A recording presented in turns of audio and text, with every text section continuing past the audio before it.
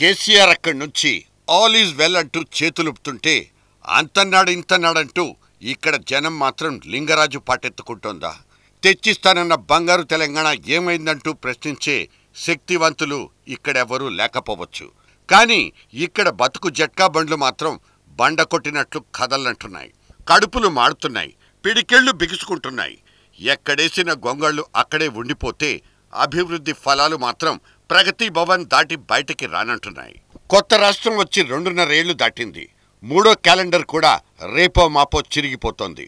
కొట్లాడి తెచ్చుకున్న రాష్ట్రాన్ని కుక్కలు చింపిన విస్తరి కాకుండా చూసుకుందామన్న కేసీఆర్ మాటల్ని మనసా వాచా నమ్మి కోటి ఆశలతో ఆ కేసీఆర్ నెత్తినే కిరీటం తొడిగింది తెలంగాణ జనాభా. అయితే అంత గొప్ప నమ్మకాన్ని ముఖ్యమంత్రిగా కేసీఆర్ ఎంతవరకు జస్టిఫై చేసుకున్నారు? కోటి ఆశల్లో కనీసం కొన్నైనా తీర్చగలిగారా? తిరుమల దేవుడికి 5 కోట్ల బరువైన బంగారు వస్తువులిచ్చి మొక్కు తెచ్చుకున్న కేసీఆర్ జనం చేతిలో చెయ్యేసి చెప్పిన భాషలు ఏమైపోయాయన్న ఆత్మవిమర్శ చేసుకున్నారా? కేసీఆర్ సార్కు అంకితం అంటూ దాదాపు 25 ప్రజా సమస్యలతో పొడవాటి చిట్టా ఒకటి ఇవాళ సోషల్ మీడియాలో చక్కర్లు కొట్టేస్తోంది. ఎన్నికలకు ముందటి రోజుల్లో కేసీఆర్ చేసి పెడతానన్న పనులన్నీ ఏకరువు పెట్టి ఇందులో ఏది ఎంతవరకు వచ్చిందంటూ నిలదీస్తోంది నెటిజన్ జనాభా. హుస్సేన్ సాగర్ ప్రక్షాళనతో మొదలుపెట్టి సింగరేణి వారసత్వ ఉద్యోగాల దాకా అన్నీ ఆ జీవో కాగితం దాటి బయటకు రాని బాపతే. సొంతంగా పబ్లిక్ సర్వీస్ కమిషన్ ఏర్పాటవ్వడాన్నే ఒక సంబరంగా జరుపుకున్నాం తప్పిస్తే దాని నుంచి ఊడిపడ్డ ఉద్యోగాలు ఎన్నన్న ఖచ్చితమైన లెక్క ప్రభుత్వం దగ్గర లేనేలేదు. డబుల్ బెడ్రూమ్ ఇళ్ల కోసం అర్జీలు 2 కోట్లు దాటిపోతే వాటి నిర్మాణం మాత్రం ఇప్పటికీ సాధ్యాసాధ్యాల మధ్యనే ఊగిసలాడుతోంది.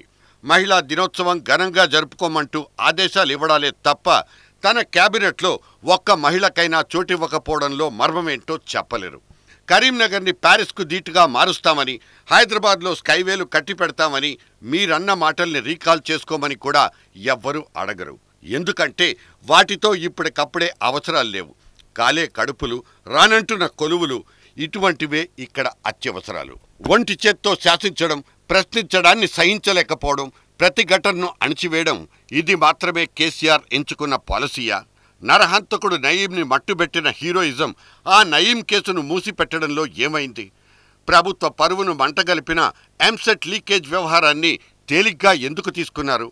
మిషన్ భగీరథ, మిషన్ కాకతీయ ఫండింగ్లో కమిషన్లు దండుకున్నారన్న ఆరోపణల మీద దర్యాప్తులు ఎందుకుండవు? ఇవన్నీ అడగాలనుకుంటున్న సూటి ప్రశ్నలు. అయితే ఆధారాలు లేకుండా ఆరోపిస్తే జైల్లో తోసేస్తామంటూ చూపుడు వేలితో హెచ్చరిస్తోందంటే ఆ తెగింపు కూడా జనమిచ్చిన తీర్పుతో వచ్చిందేగా. ఇటువంటి గొప్ప ప్రజా తీర్పును కేసీఆర్ దుర్వినియోగం చేస్తున్నారన్నది ఇప్పుడు పడిపోతున్న అభియోగం.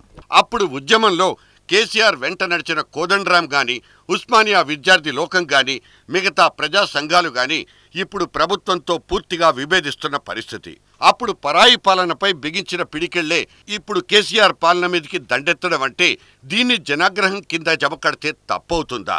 ఈ ఆవేశాలు, ఆక్రోశాల వెనక్కు కూడా రాజకీయ లబ్ధి మాత్రమే ఉందంటూ అనుమానించడం కేసీఆర్ లాంటి ఉద్యమ చరిత్రకారుడికి అతుకుతుందా?